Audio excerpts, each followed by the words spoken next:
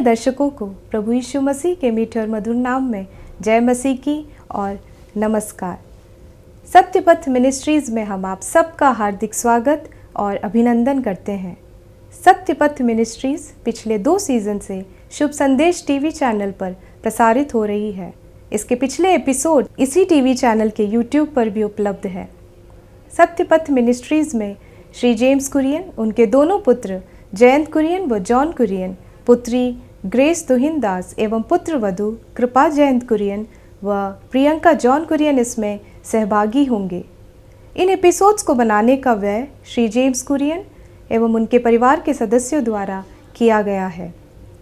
इस मिनिस्ट्री के प्रेरणा स्रोत श्री जेम्स कुरियन के पिताजी स्वर्गीय डॉक्टर टी.ए. कुरियन, उनकी माताजी स्वर्गीय मरियामा कुरियन एवं उनकी धर्मपत्नी स्वर्गीय लीला जेम्स कुरियन रहे हैं।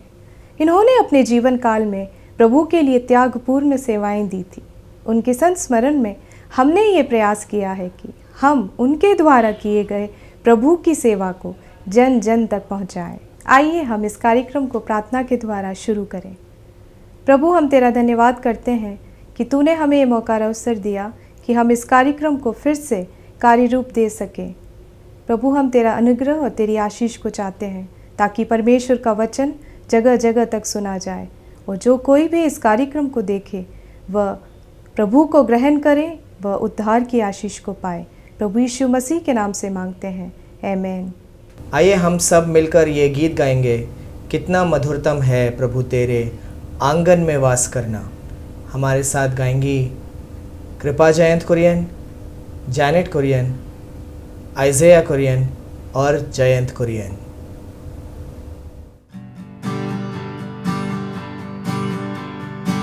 कितना मधुरतम है प्रभु तेरे आंगन में वास करना, कितना मधुरतम है, कितना मधुरतम है प्रभु तेरे आंगन में वास करना, कितना मधुरतम है। सेनाओं के यहोवा तेरा निवास स्थान क्या ही प्रिय है, सेनाओं के यहोवा तेरा निवास स्थान क्या ही प्रिय है, कितना मधुरतम है प्रभु तेरे आंगन में वास करना, कितना मधुरतम है। आंगन में तेरे वास करना मैं निरंतर चाहता रहूं, आंगन में तेरे वास करना मैं निरंतर चाहता रहूं, मन और तन से ईश्वर को निरंतर पुकारता रहूं, मन और तन से ईश्वर को निरंतर पुकारता रहूं, कितना मधुरतम है प्रभु तेरे आंगन में वास करना, कितना मधुरतम है।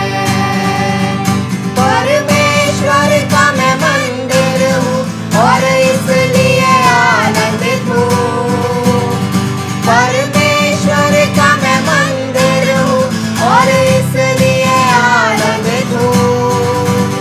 स्तुति रूपी बलिदान मसीह के द्वारा निरंतर चढ़ाता रहूं, स्तुति रूपी बलिदान मसीह के द्वारा निरंतर चढ़ाता रहूं, कितना मधुरतम है प्रभु तेरे आंगन में वास करना, कितना मधुरतम है। तेरा निवास स्थान प्यारे परमेश्वर कितना मधुरतम है, तेरा निवास स्थान प्यारे परमेश्वर कितना मधुरतम है।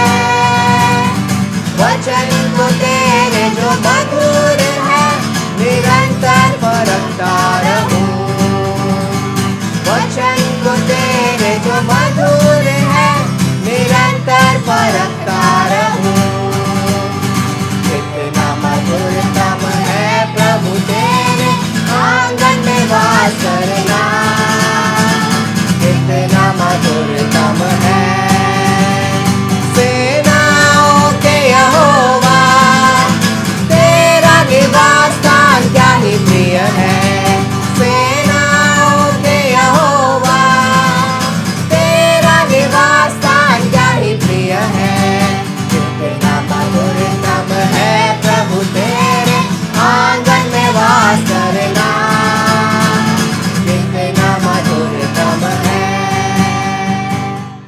आज का हमारा जो एपिसोड है उसमें हम परमेश्वर की उपस्थिति हमारे जीवन में कितनी महत्वपूर्ण है उसके बारे में हम विचार करेंगे। मनुष्य की जब सृष्टि की थी, आदम और हव्वा को इस पृथ्वी पर परमेश्वर ने भेजा, उसकी सृष्टि की, मिट्टी से उनको बनाया, उसमें अपना जीव कण प्रवेश किया और आदम जीवित प्राणी बन गया। और परमेश्वर ने ये सुनिश्चित किया कि वो हमेशा उनके साथ उपस्थित रहेगा, उनके पास आएगा, उनसे वार्तालाप करेगा, उनके सारे कार्यक्रमों की वो देखरेख करेगा। परमेश्वर ने उनको सारी आशीषों से भरपूर कर दिया।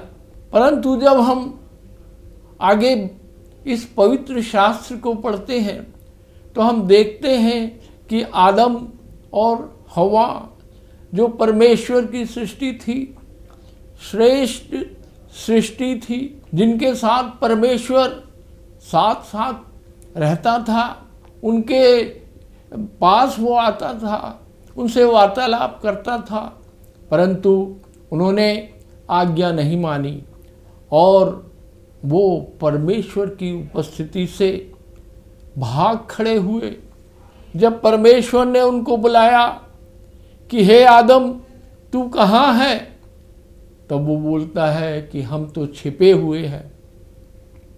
परमेश्वर ने उनसे पूछा कि क्या तूने वो जो आज्ञा मैंने दी थी उसका तूने उल्लंघन किया है? तब हम देखते हैं कि आदम ने बोला कि हमने सचमुच उल्लंघन किया है। इसके उपरांत परमेश्वर की उपस्थिति मनुष्यों के पास से अलग हो गई और परमेश्वर की उपस्थिति उनसे दूर हो गई।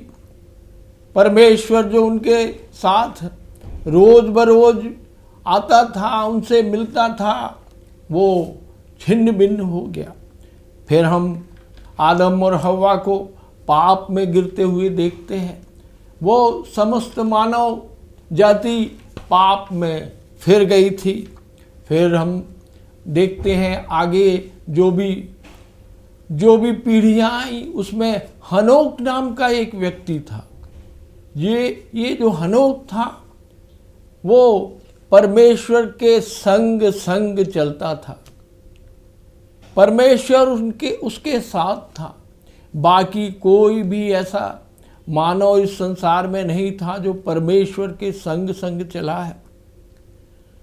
और जब परमेश्वर ने देखा कि हनोक परमेश्वर के संग ही चलता है तो परमेश्वर ने उसको जीता जी ऊपर उठा लिया और वो स्वर्ग में पहुंच गया। फिर हम आगे बढ़ते हैं। परमेश्वर की उपस्थिति मनुष्यों से दूर होती होती चली गई और जब नूह का जमाना आया, नूह को परमेश्वर ने एक विशेष अनुग्रह दिया था। परमेश्वर का अनुग्रह उसके संग था और नूह को परमेश्वर ने आज्ञा दी कि वो इस संसार को नष्ट करने वाला है। जो उसने सृष्टि की है मनुष्य की, वो उससे वो बहुत खेदित है और वो इस सृष्टि को, इस जीव को वो नष्ट करने वाला है। उसने मगर उसको एक प्रावधान दिया कि तुम नूह को कहा कि 80 साल तक तुम सुसमाचार का प्रचार करो।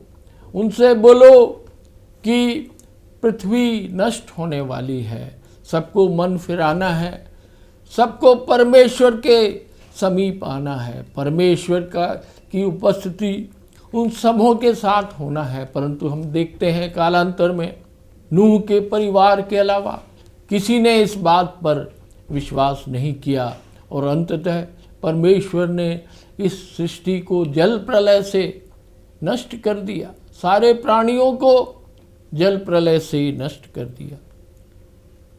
परंतु नूह पर परमेश्वर की कृपा दृष्टि और अनुग्रह रहा।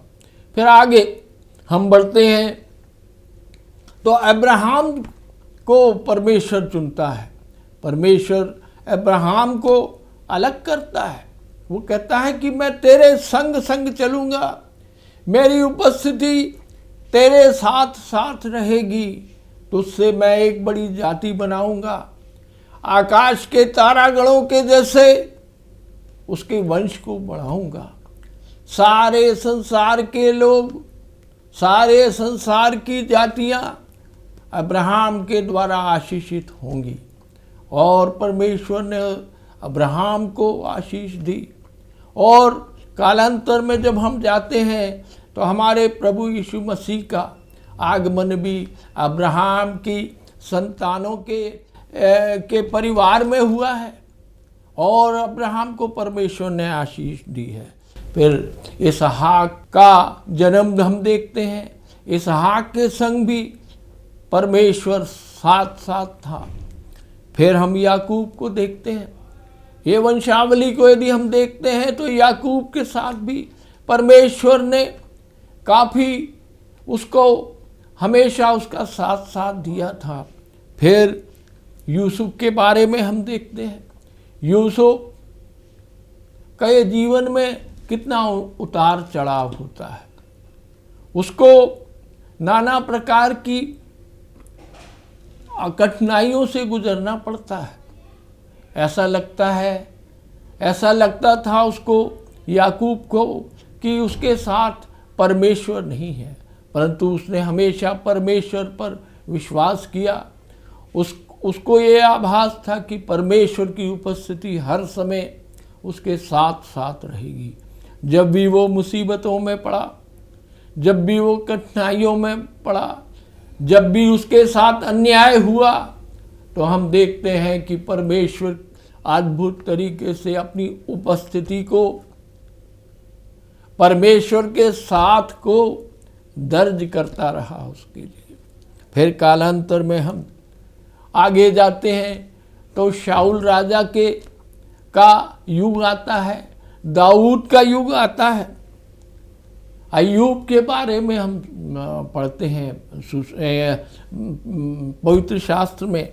सुलेमान, पौलुस, प्रभु यीशु मसीह के चेले, सबके बारे में हम देखते हैं कि परमेश्वर की उपस्थिति उनके संग संग रही, परमेश्वर उनके संग संग चला। आइए हम एक पद पढ़ेंगे, यशाया की नबी की पुस्तक, उसके 41वें अध्याय के 10वें पद को पढ़ेंगे। मत डर क्योंकि मैं तेरे संग हूँ, इधर उधर मत ताक क्योंकि मैं तेरा परमेश्वर हूँ। मैं तुझे दृढ़ करूँगा और तेरी सहायता करूँगा, अपने धर्ममय दाहिने हाथ से मैं तुझे संभाले रहूँगा। यहाँ पर परमेश्वर अपने नबी के द्वारा ये कहना चाहता है कि हमको डरने की कोई ज़रूरत नहीं है। मत डर बोलता है, भय की कोई गुंजाइश नहीं है, क्योंकि जो सृष्टि करता है वो कह रहा है कि मत डर। क्यों? क्योंकि हर परिस्थिति में, हर हाल में परमेश्वर संग रहेगा। और जब कभी कोई विपत्ति आती है तब हम डर जाते हैं, हम इधर उधर देखने लगते हैं। परमेश्वर की उपस्थिति के अलावा हम इधर उधर देखने लगते हैं। ये वचन हमको कहता है कि इधर उधर मत ताक क्योंकि मैं तेरा परमेश्वर हूँ। परमेश्वर ये बताना चाहता है कि मैं तेरा परमेश्वर हूँ, मैं तेरा सृष्टिकर्ता हूँ, मैं तुझको संभाले रहूँगा, मैं तेरे संग चलूँगा।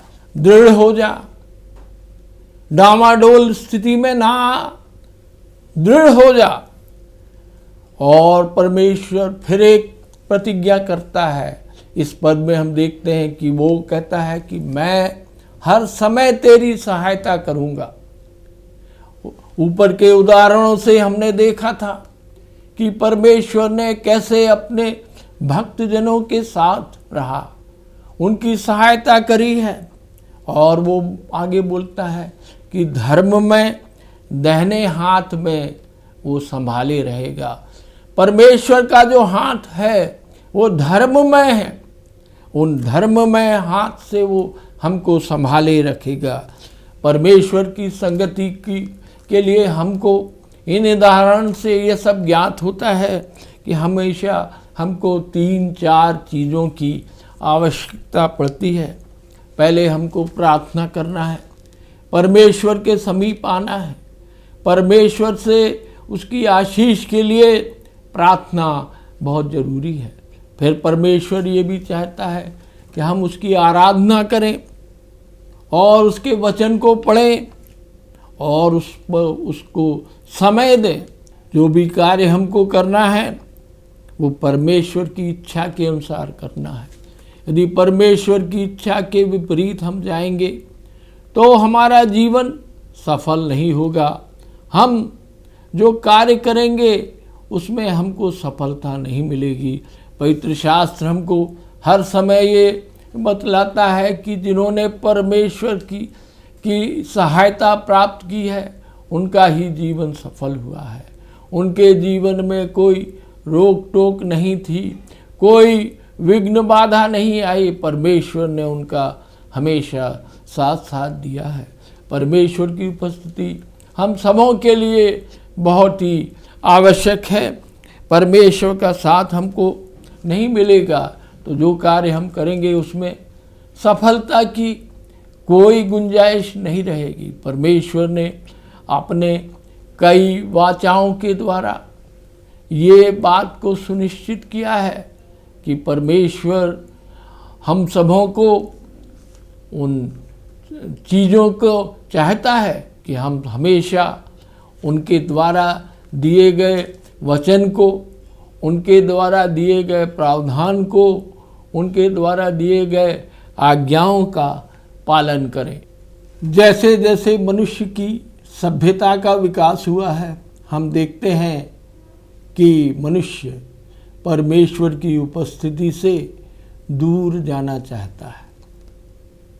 वो चाहता है कि हमको कोई रोक टोक करने वाला ना हो, मगर परमेश्वर की उपस्थिति के बिना हमारे जीवन का कोई भी कार्य पूरा नहीं होगा। हम उसके जीवन की जो हमारी रूपरेखा है, जो हमारी साइकिल है, वो कंप्लीट कभी भी नहीं होगी। परमेश्वर चाहता है कि परमेश्वर की उपस्थिति में हम अपना जीवन यापन करें। जब हम सवेरे उठते हैं तब हमको परमेश्वर का ध्यान करना है, परमेश्वर से प्रार्थना करना है कि उसकी उपस्थिति उनके सब कार्यों में रहे। हम देखते हैं कि इन सब बातों में हम पीछे होते जा रहे हैं। परमेश्वर की उपस्थिति के लिए हम याचना नहीं करते हैं। हम अपने आप को सोचने लगते हैं कि हम बहुत बलवान हैं, हम बुद्धिशाली हैं, हमारे पास बहुत कौशल है, हमारे पास बहुत धन है। मगर ये सब मिथ्या बातें हैं। परमेश्वर यदि नहीं चाहे तो क्षण भर में ये सब लुप्त हो जाएगा। कहाँ गया वो पता नहीं पड़ेगा। हम जो मनुष्य हैं, मिट्टी से आए हैं, मिट्टी में मिल जाएंगे। हमको इस बात का ध्यान रखना है कि परमेश्वर की उपस्थिति हमारे साथ साथ रहे। पारिवारिक रूप से भी हमको ये सुनिश्चित करना है कि हमारे परिवार में, हमारे बच्चों के बीच परमेश्वर की उपस्थिति रहे हमेशा। यदि हम उनकी उपस्थिति को नकार देंगे तो उस परिवार में आशीष कभी भी नहीं आएगी। परमेश्वर की उपस्थिति हो तभी वो परिवार आशीषित रहेगा। हम अपने समाज में भी ये चाहते हैं कि हमेशा परमेश्वर की उपस्थिति रहे। हम जिस समाज में रहते हैं उस समाज में भी जो अनुग्रह रहना चाहिए परमेश्वर का, परमेश्वर की उपस्थिति रहना चाहिए, वो भी हमको सुनिश्चित करना है। यदि हम परमेश्वर की आराधना करना छोड़ दें, जो समाज परमेश्वर की आराधना करना छोड़ दे, तो उनका क्या हर्ष होता है। हम इतिहास में चले जाते हैं, इजरायली प्रजा के बारे में देखते हैं, उनको कई बार गुलामी की अवस्था में आना पड़ा। क्यों? क्योंकि उन्होंने परमेश्वर की उपस्थिति के महत्व को नहीं जाना।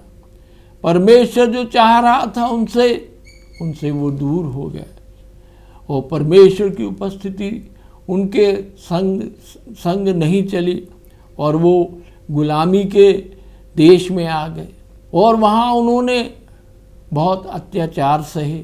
फिर आगे चलते हैं, जब नबूकदनेस्सर का ज़माना था, उस टाइम भी वो गुलामी में आ गए, पूरी बंधुआई में चले गए। उनकी राजा, उनकी प्रजा सब उस बंधुआई में चली गई। परमेश्वर ने अद्भुत रीति से अपनी वाचा के अनुसार जो उसने उनके पूर्वजों को दी थी, उन पर दया की और उनको उस गुलामी से हटाया है। हम भी अपने जीवन में कई प्रकार की गुलामी में फंस जाते, कई प्रकार के हमारे विचार में गुलामी आ जाए। हम किसी चीज़ के गुलाम हो जाते हैं, हम धन के गुलाम हो जाते हैं, हम प्रतिष्ठा के गुलाम हो जाते हैं। परमेश्वर की उपस्थिति यदि हम और किसी को देंगे तो ये सब हमको गुलामी की ओर ले जाएगा। हम पाप की दशा में गुलाम हो जाएंगे, हम नशे के गुलाम हो जाएंगे। हमको इस सब चीज़ से हमेशा बच के रहना है। पूरा इतिहास हमको बताता है कि जब जब परमेश्वर ने उसके क्रोध के कारण मनुष्य जाति पर अपना प्रकोप किया, तो वहाँ हम देखते हैं वहाँ हर समय त्राही ही त्राही थी। बहुत सारा नुकसान हुआ, बहुत सारी हानि हुई, बहुत सारे लोग मर मिटे। परमेश्वर की आशीष हमको चाहिए, परमेश्वर की उपस्थिति हमको चाहिए, परमेश्वर का संग हमको चाहिए।